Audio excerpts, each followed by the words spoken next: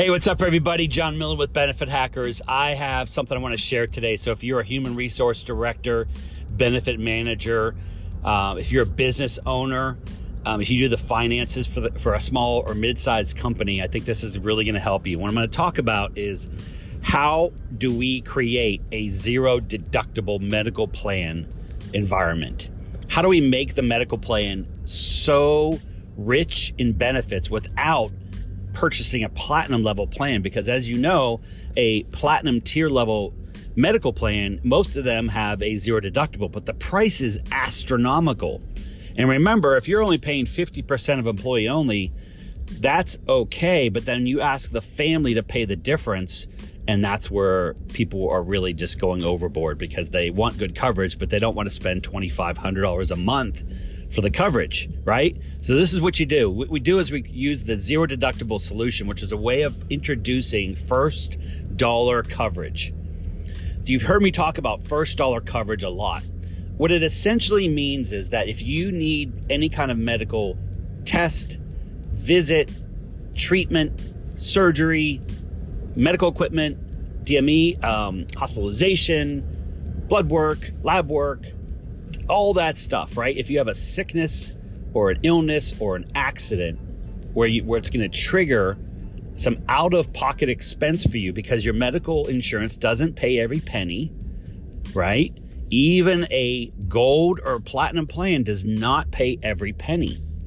So what we do is we introduce secondary insurance carriers and we gap the difference on the front end.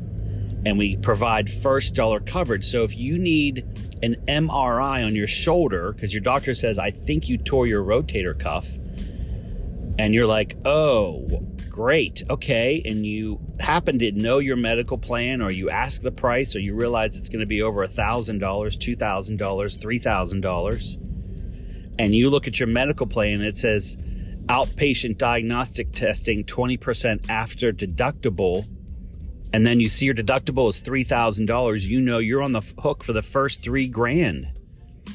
And what's happening is people are delaying it. They're like, you know what? It's probably not, we become a doctor. It's not a torn rotator cuff. I'm just going to wait.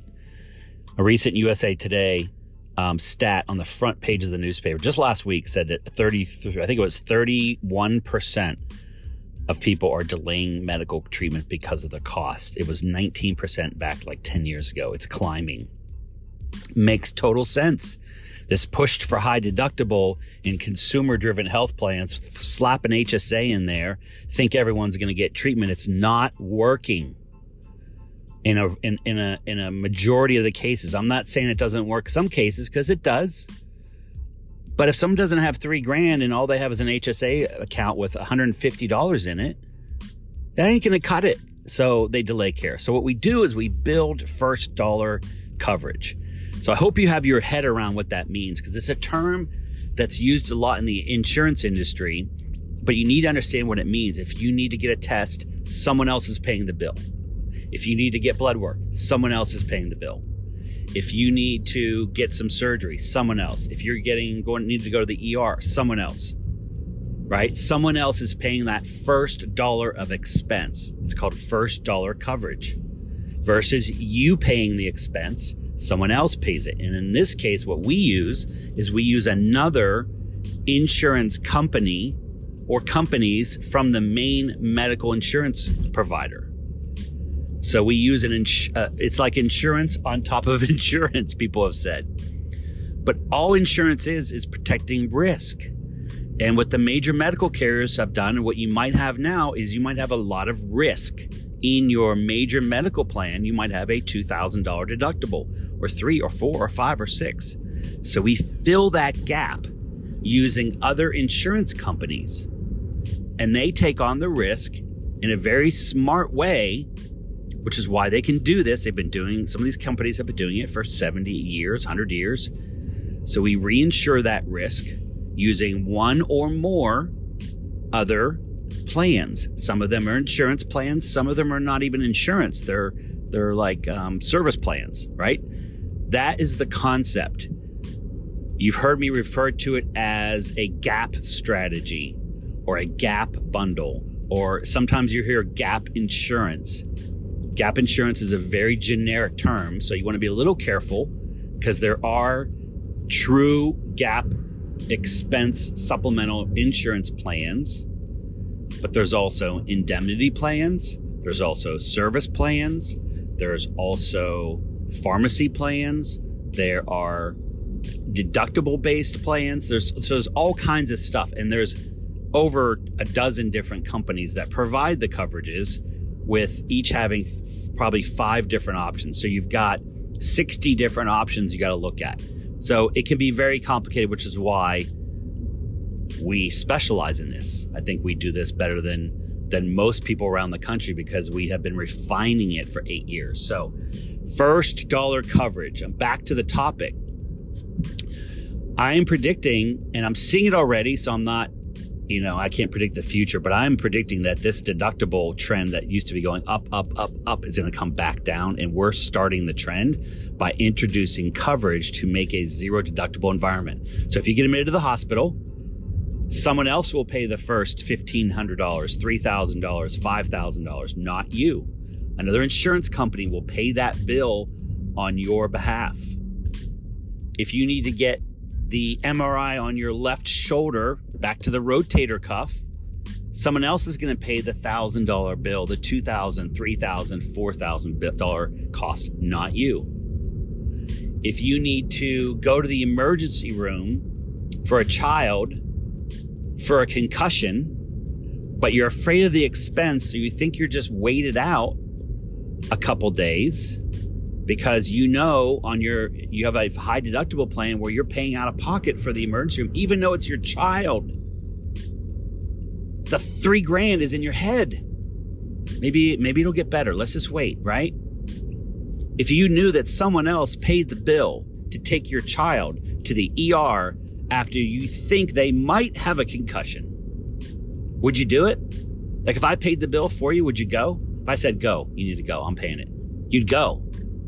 That's the type of coverage we are building for people. That's the impact that we're building in these plans.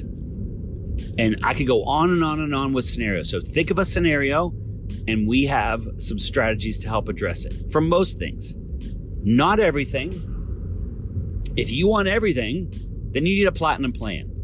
And I hope you're willing to pay for all tiers, or the majority of the plan for all tiers. And I have some clients that do that. They have really, really rich plans, and they pay 80% of all tiers, and it's a gold level plan. And that means if you have family coverage and you want to add, you want to add your family, you're only paying 20%. So your cost is only $100 a paycheck.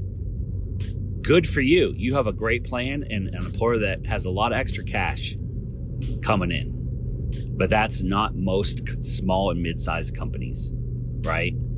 So those are the people we're trying to help. Those are the entities we're trying to help. Or the entity that pays 80% of the gold plan, all tiers, and realizes that they're going to overpay $1 million to the insurance company in 5 years. Hey, you can send them the $1 million, or you can keep it in your pocket. Would you rather keep the $1 million in your pocket and give everyone a raise, or do something else with the money? So first dollar benefit coverage, enhancing the benefits, is what I'm predicting to be the trend. And I'm already starting to see it in large employers realizing that delaying care is hurting them with their claims. It's impacting them 10 and 100-fold by not addressing it. Little problems become major problems, which means they become much more expensive. And so I think that's really important. It's not just the cost savings aspect. We can save 20, 25, 30% immediately, but it's also making the benefits better. One final point about this gap coverage, and I think I've done a whole other podcast on this. I know I did a YouTube video series. There's a 2-part series called Skin in the Game. This whole notion of consumerism, skin in the game, needs to really be addressed. I'm pulling back the curtain on this because I think we've all been kind of snookered a little bit on this. Actually, I'm going to save that for another podcast. Let me know if you want to hear about that. That is a whole nother topic. I've gone on for 10 minutes. Hope this is valuable. Check us out on YouTube. Just search Benefit Hackers, on LinkedIn. If we can ever help you out, let us know. Have a great day.